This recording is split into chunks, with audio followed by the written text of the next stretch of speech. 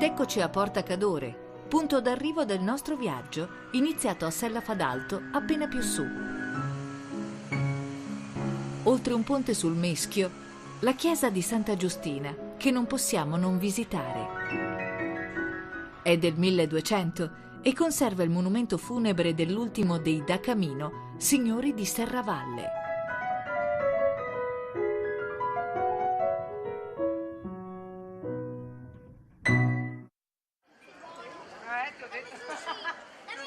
Ma non è sushi, è schi, amore.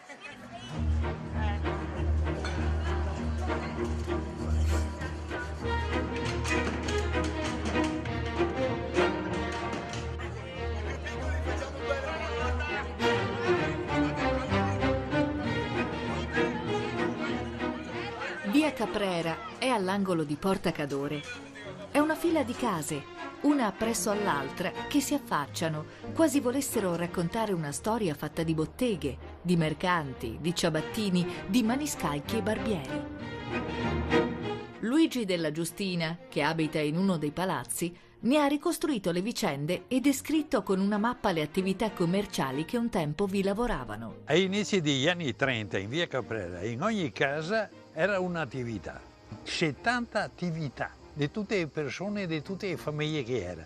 Ogni famiglia aveva il suo nome e cognome e per conoscenza maggiore il soprannome. Per esempio? Dopo, per esempio, Sperandio Giacomo, che aveva una segheria di travature, si chiamava Canai. Payer Saulo, che aveva l'albergo Calvi. Qua vuol dire che era il maniscalco. Dove? Qua, da questa porta qui era.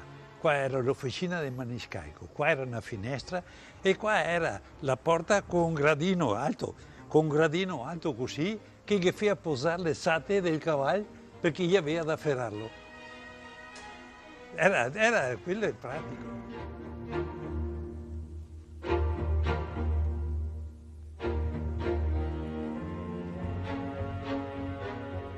Allora, questa lì era l'osteria di Coentin che faceva servizio di carrozza e col cavallo, sì, carrozza e cavallo, faceva servizio.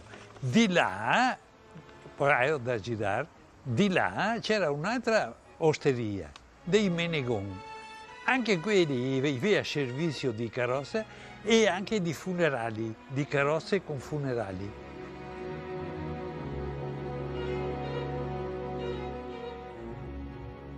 Menegon si chiamava, è vero? E Busna, sempre perché faceva scarpare. Era quel che conduceva le carrozze delle cose, delle bare, e inoltre faceva scarpare e quando che tirava i spaghi delle cose, dei scioe, e te sentiva e che si chiama Busna. La porta di finestra là era Termini Francesco, detto che comuncio, calzolaio. Di qua all'era invece Masser Antonio, frutta e verdura. Questo non aveva soprannome.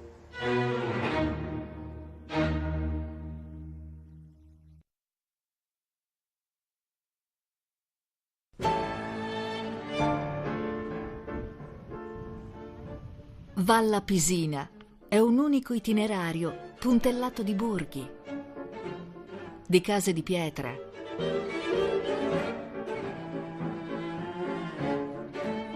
di chiesette identità, dove il tempo, che forse lascia un segno, è una presenza discreta che non cambia le abitudini di chi continua a vivere quasi appeso alla montagna.